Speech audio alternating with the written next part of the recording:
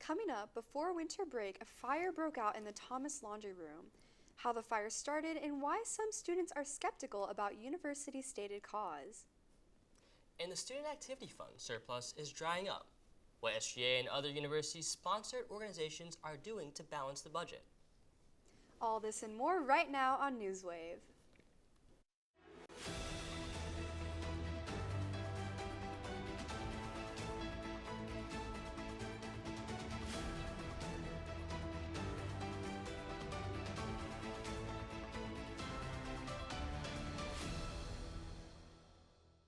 Audio Jungle. Good afternoon, and welcome back to Newswave's first broadcast of the spring semester. We hope y'all had a great start to the year, and as always, thank you for tuning in. Today is Friday, February 2nd. I'm Luke McCauley. And I'm Michaela Mendoza. In December, a fire started in the Thomas Laundry Room that forced students in both Thomas and Leitner residential halls to evacuate. Now, newly released information sheds light on the cause of the fire. According to Trantonian, the university implied that fire was caused by an excess amount of lint left in the dryer. However, sophomore communications major Juan Jesus Sanchez refuted this claim. Sanchez was using the dryer when it caught on fire and said, quote, "The dryers have not been working forever. It's just annoying that they're just blaming this one thing when there are work orders and then for them already being broken," Sanchez said. "You should have fixed them to begin with, and that wouldn't have happened," end quote. Other students who live in Thomas were not surprised by the fire, like sophomore psychology major Taylor Harvey, who said, quote, "I'd put in a work order where I said, hey, these filters need to be maintained, but nothing ever happened," end quote. Regardless of what caused the fire, this incident calls into question the safety of these on-campus facilities, while also reminding us to do the little things to keep them from breaking. This past semester, Trinity University's Student Government Association, SGA, announced significant changes to the funding of student organizations for the upcoming year. This decision comes as the surplus funds accumulated during the pandemic have been fully utilized, returning the SGA's budget to pre-COVID levels. SGA manages about 88.9% of the Student Activity Fund, which is derived from fees included in student tuition. These funds are allocated to a variety of groups that benefit the student body, including university-sponsored organizations like the Student Programming Board, Greek Council, recreational sports, and campus publications, as well as registered student organizations such as identity-based and pre-professional groups. With the recent budget reduction, many of these organizations will need to plan for decreased funding in the coming year. SGA Vice President Allison Waters explained that the majority of the surplus spending occurred during the 2023-2024 academic year, stating that, quote, "Last year there was such a focus on spend because SGA had a lot of external influences from other university areas that were saying, well, you have too much money, spend it now or someone else is going to spend it for you," end quote. Now SGA is trying to see where the university can help out. But as of how student organizations are encouraged to plan accordingly and seek alternative funding sources to continue their activities and programs. We at Newswave will keep you updated as the SGA navigates these changes. With the continued advancement of AI, job security has become a concern for many. Among the front-end jobs, artists have felt a significant amount of pressure. Trantonian reporter Al Stumblefield remarked that even before AI, most artists have been generally disregarded. As AI improves, corporations now have a cheaper and more time-efficient way of producing art. Furthermore, companies have already started to use this technology. For example, a recent Christmas Coca-Cola used entirely AI generated footage. However, Stubblefield suggests that all hope may not be lost for artists, claiming that though AI art is cheap, quote, "human-made art isn't replaceable," end quote. Just as some companies have begun to take advantage of AI art, some have discouraged utilizing that technology. Notably, Wizards of the Coast, the company behind Dungeons & Dragons and Magic, The Gathering, has released a statement asking people to, quote, "refrain from using AI-generated tools," end quote. Although the threat of AI towards artists remains prevalent, Stubblefield asserts that generative AI can never, quote, "recreate the joy art gives you," end quote. Still up ahead, Texas law enforcement agents were granted the authority to detain migrants and perform deportations. How Governor Greg Abbott and President Donald Trump are working together to fast-track the deportation of undocumented immigrants. And as the state intensifies its immigration crackdown, how to understand and protect your rights in an encounter with authorities. All this and more at local news when Newswave returns. Bring it.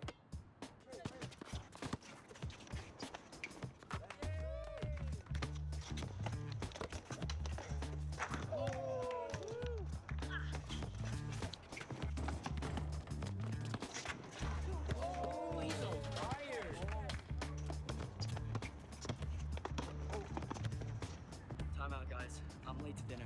My mom's gonna kill me. Catch you guys later. Mom wants us home. Okay. Bye, guys. You guys need a ride? Sure. Yeah. All right. How about some one-on-one? I gotta go eat, man. Sorry. I'll see you later.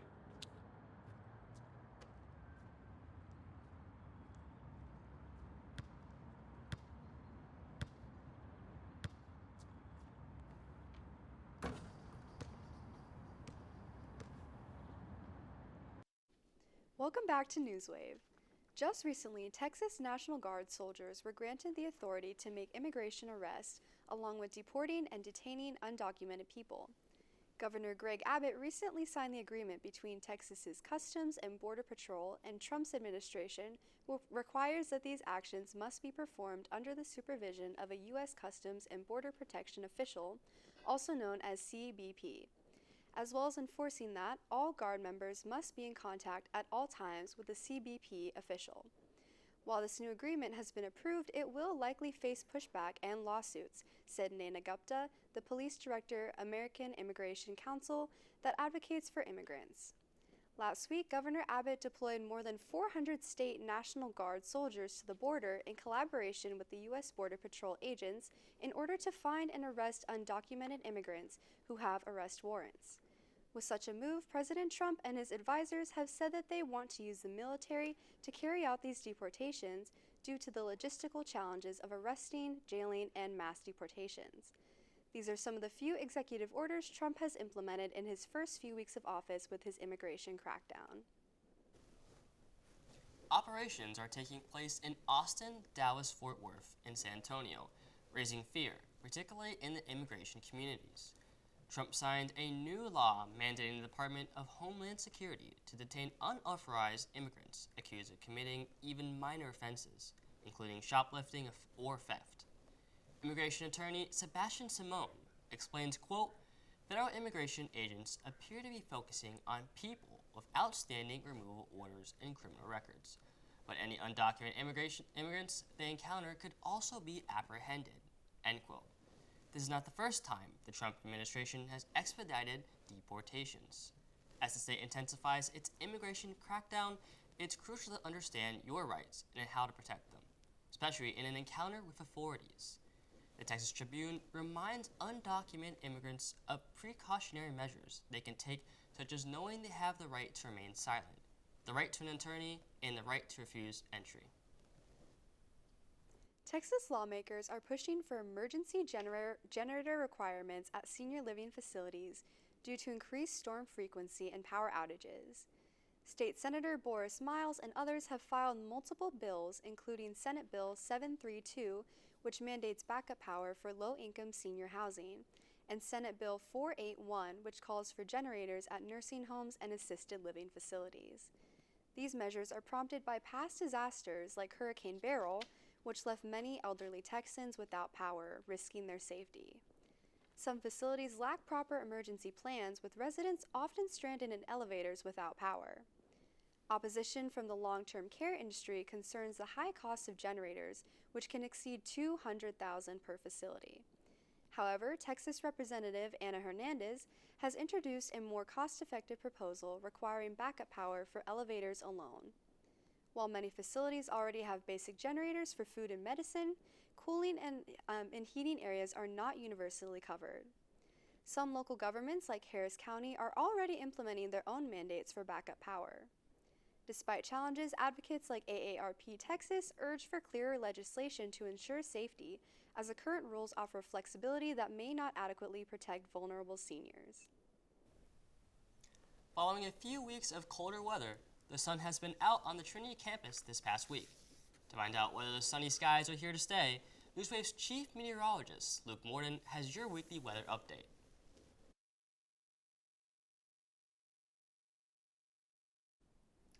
Good afternoon, everybody. My name is Luke Morton, and welcome to the first broadcast of the spring semester. I hope you all have had a great start to the semester, and I'm looking forward to spending another semester doing the weather here at Newswave.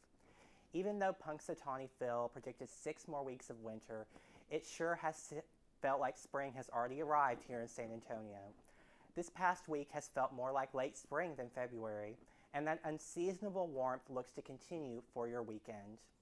Look for mostly sunny skies and highs near 90 for your Saturday and in the mid-80s for your Sunday. If you like the warmth, go outside and enjoy that jacket-free weather this weekend. It does look like we cool off some for our next week, with highs getting progressively lower as the week continues. Monday should top off in the 70s, Tuesday in the mid-60s, and Wednesday may not even get out of the 50s. Talk about a weather roller coaster.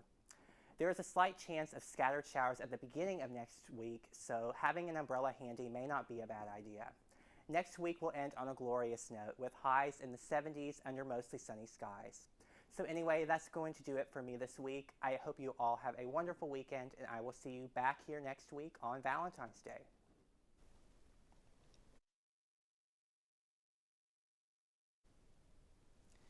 If you love the great outdoors, this one is for you. 2 major state park projects are happening in Texas right now. There is a $1 billion fund dedicated to developing new state parks that stems from the Centennial Parks Conservation Fund in 2023. Texas is purchasing $35 million worth of land to develop into a new hill country state park that might extend across 3,000 acres. Additionally, the Texas Parks and Wildfire Department also decided to purchase 2,020 acres of land in Burnett County across from Colorado Bend State Park. You might be wondering, why Colorado? Well, this purchase is thought to be part of a 2-phase transaction, resulting in a state park about 110 miles north of San Antonio. There is yet another deal this month of $43 million to go towards doubling the size of the Hill Country's enchanted Rock State Natural Area.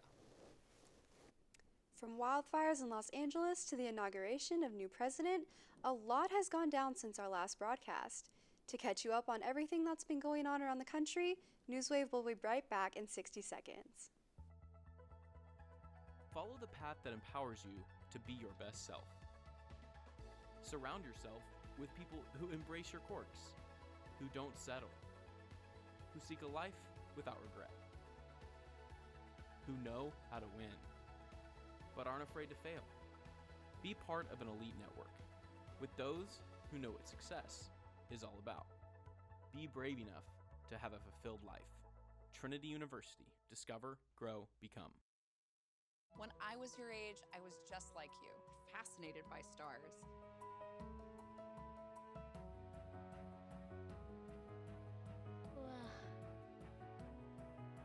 But now I get to search for life in the universe. And who knows, maybe life is looking for us too. So we're like aliens to them? Yeah. Does anyone want to be a scientist now? I do. Awesome. We need more girls in STEM. Maybe we can find aliens. Crews began removing the wreckage of the American Airlines plane that crashed the Potomac River. According to CBS News, many parts of the plane were recovered from the water, including the aircraft's right engine and a wing. More remains of the victims of the crash were also discovered, as authorities have now identified 55 of the 67 people who lost their lives. As recovery efforts continue, so does the investigation into what happened.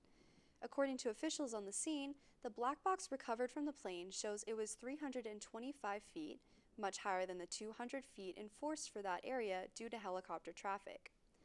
The black box also indicated the pilot tried to pull up a second before the crash, leading investigators to wonder if they were given the correct altitude of the helicopter they ultimately collided with. Investigators hope to learn from the wreckage, wondering what could have been done differently to prevent this tragedy. National Transportation Safety Board member Todd Inman said, quote, "From tragedy, we draw knowledge to improve the safety for all of us. That's what we're doing right now, dealing with tragedy, but we need to improve safety," end quote. In late January, President Trump signed an executive order converting the Guantanamo Bay Naval Base into a large-scale immigration detention center to hold up to 30,000 migrants. The U.S. government is quickly moving to implement this plan, sending the first group of migrant detainees there on Tuesday. Guantanamo Bay is primarily known for its post-9/11 military prison that still holds more than a dozen terrorism suspects and is home to a separate facility that screens asylum seekers picked up in the Gulf of Mexico. President Trump's directive has dispatched U.S. officials to construct tent facilities outside of this original asylum center to house migrant detainees. On Tuesday afternoon, the first plane departed from Fort Bliss Army Base in El Paso, carrying 10, quote, high-threat migrant detainees who, according to U.S. officials, are affiliated with a Venezuelan gang. Several prominent rights groups have condemned the president's actions. For example, Executive Director for the Center for Constitutional Rights, Vince Warren, vowed to challenge the use of Guantanamo Bay as a migrant detention center, claiming that the president's order sends, quote, a clear message. Migrants and asylum seekers are being cast as a new terrorist threat. After devastating fires that ravaged parts of Los Angeles County in January of this year, the city faces a monumental cleanup and rebuilding efforts. The wildfires, which scorched thousands of acres and destroyed countless homes, have left residents grappling with the aftermath. In response to the widespread destruction, Los Angeles County has initiated comprehensive cleanup operations. These efforts include debris removal, hazardous waste disposal, and infrastructure repairs. The Environmental Protection Agency is planning to begin this two-step process by starting to remove hazardous materials on properties. However, homeowners are not permitted to opt out or handle the cleanup themselves, as federal officials deem the task too hazardous. After completing the initial phase, the U.S. Army Corps of Engineers will deploy crews to clear debris, remove trees, and dismantle damaged foundations. The U.S. Army Corps of Engineers states that, quote, "While the clearing process could take mere days on any given lot, it could be as long as 18 months before the very last property is ready for rebuilding," end quote. Although efforts are underway to address the disaster, residents remain feeling overwhelmed and uncertain about the long road to recovery, as they wait for their turn to be assisted by local officials. It's that time of year again. The Super Bowl is here, and an unofficial national holiday in the United States. But this year, there is much less excitement about this year's matchup. Even though the Kansas City Chiefs have the chance to make history by being the first NFL team to win 3 Super Bowls in a row, the only history being made at the ticket office is the historic drop in prices to watch the big game in person. Part of the reason for the drop could be the fact that the Chiefs are playing in the Super Bowl for the 4th time in 5 years, causing some fatigue in the fans and a desire to see a different team represent the AFC. CNN explains that the decline in the ticket prices is due to the change in venue from last year to this year. Allegiant Stadium, where last year's Super Bowl was held, has a capacity of 65,000 in comparison to this year's venue, the Caesars Dome, which holds 74,000. The increased supply of tickets lowers the price fans will be willing to pay for each individual seat, driving down ticket prices. Although in-person ticket prices are falling, TV advertising during the big game certainly isn't, initially seeking $7 million for 30-second ad slots. Sources confirmed to CNN that Fox was able to sell at least 10 of its ad slots for upwards of $8 million. The Super Bowl kicks off at 5:30 Central Time this Sunday on Fox. More from the world of sports, Newswave sports editor Caleb Reed has your campus sports updates and all of the trade deadline drama from the NBA, right after these short messages.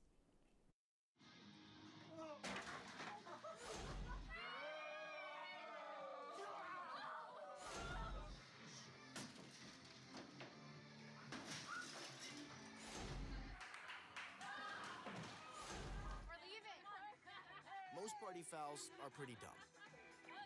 But if you decide to drink and drive underage, you could lose your license and your freedom. Underage drinking and driving. The ultimate party foul. Patriotism. It inspires passionate debate, and it's worn like a badge of honor with good reason. Because it means love and devotion for one's country. But what really makes up this country of ours? It's the people. To love America is to love all Americans. This year, patriotism shouldn't just be about pride of country. It should be about love. Love beyond age, sexuality, disability, race, religion, and other labels. Because love has no labels. Good afternoon, everyone, and welcome to the first sports segment of 2025. We have got quite a lot to cover, so let's go ahead and get started. Firstly, with Trinity Athletics, the Tigers have a kind of a middle-of-the-road season in both men's and women's basketball up to this point, with the men experiencing the strongest start for the second year in a row. The men are currently 16-3 this season and haven't lost since New Year's Eve, currently riding a 10-game win streak heading into the weekend. Senior Jacob Harvey broke the career three-point record earlier this year and has continued to lead the team, playing in every game so far this year and averaging over 15 points per game. He was especially instrumental in Trinity's last victory here at home, closing out a 76-68 win at home over Centenary last Saturday. The team is on the road this weekend, taking on Texas Lutheran and Southwestern, but they will return to Trinity for senior weekend the following week against the same two opponents. Meanwhile, the Trinity women have had a bit of a tougher go of things this season, currently sitting at a 12-7 record with 6 games to go before the end of the regular season. The team has recovered since 2025 began going 7-3 since New Year's Day. Just like the men, senior leaders have been a key contributor to the team's success with both Josie Napoli and Bailey Timmons in the top 3 in scoring. The team is currently being led by sophomore Kylie Minter, who is averaging almost 17 points per game this season and who had 17 of Trinity's 89 points in the win over Centenary just last week. Just like the men's team, the women will be on the road this weekend over in Seguin and Georgetown, before then coming home for senior weekend on Valentine's Day. Before we move on to pro sports, a massive congratulations to the Trinity track team.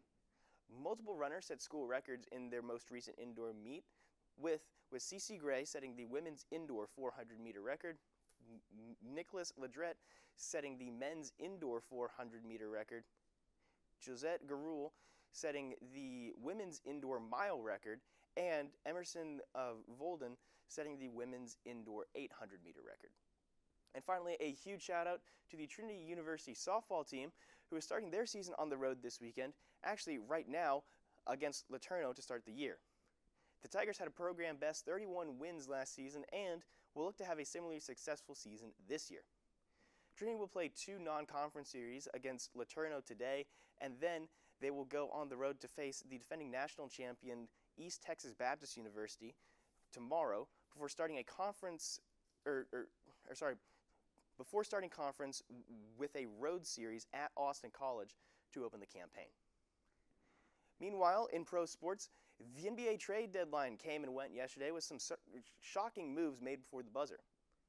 Of course, the biggest news is Dallas completely blowing up their franchise, with the Mavericks trading all-star Luka Doncic to the Los Angeles Lakers for Anthony Davis and a pick, as well as a few bench players shuffling spots as well. The move completely stunned the NBA, and the 25-year-old star was reportedly blindsided by the move.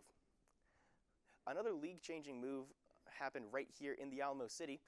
The San Antonio Spurs made a trade to secure Sacramento Kings star De'Aaron Fox to beef up the offense, and the new acquisition didn't disappoint. Fox scored 24 points in his first game as a Spur on Wednesday night, featuring in an incredible 126-125 win over the Atlanta Hawks. Meanwhile, in another blockbuster trade, Jimmy Butler, who has been looking for a trade for well over a month now, finally found a suitor as the Miami Heat traded him to the Golden State Warriors. Butler has been suspended by the organization numerous times, and both sides hope that this will be a fresh start for all parties involved. Meanwhile, motorsports news will start up next week with a preview of the Daytona 500, but for now, that's all I have. Have a great weekend and take care, everybody.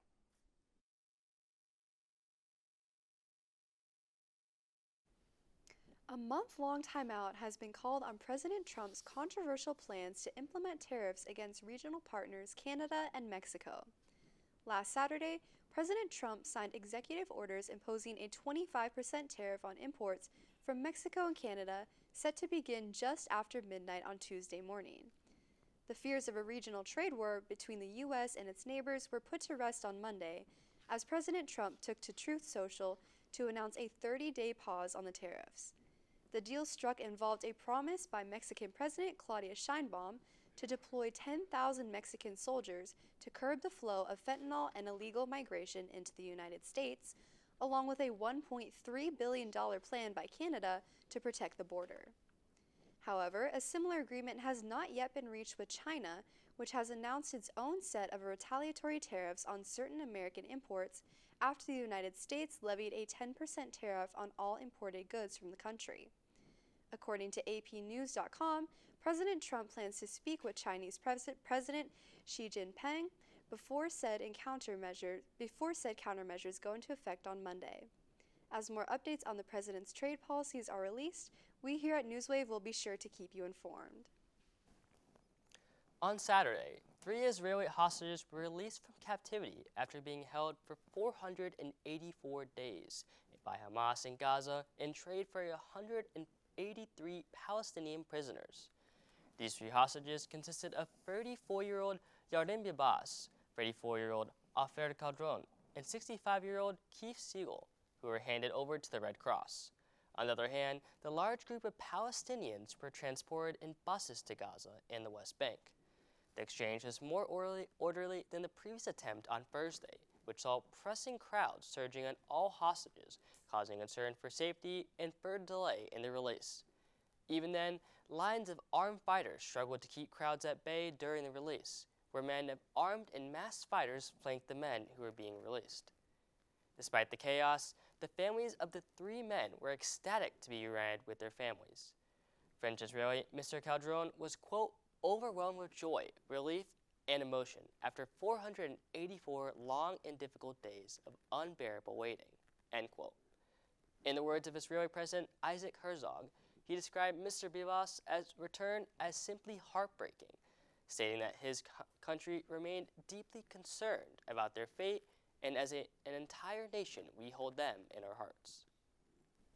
Norway has set a goal of selling exclusively zero-emission vehicles by the end of 2025. Already, the Norwegian Road Federation states that out of 9,343 new cars sold in the month of January, a staggering 8,944 were fully electric vehicles, with a 96% figure from this past month making a promising start to the year. Norway has been able to entice drivers toward electric vehicles without outright banning and punishing traditional gas cars. Through a number of incentives, including tax breaks, toll exemptions, free public parking, and a widespread fast charger network, the popularity of electric vehicles has steadily increased over the last few years. According to Christina Boo of the Norwegian Electric Vehicle Association, current projections show that electric vehicles, or EVs, sold in Norway, quote, should finish the year at between 95 and 100%, end quote. While this month was an impressive milestone, it is still important for Norwegian policymakers to continue pushing towards the 100% goal. Sadly, that's all the time we have for this afternoon. Next Friday, come visit Tire TV at Chocolate Fest to celebrate Valentine's Day. And be sure to tune in later that afternoon as Newswave goes live at 4 p.m. Until then, I'm Luke McCauley. And I'm Michaela Mendoza. Have a great weekend.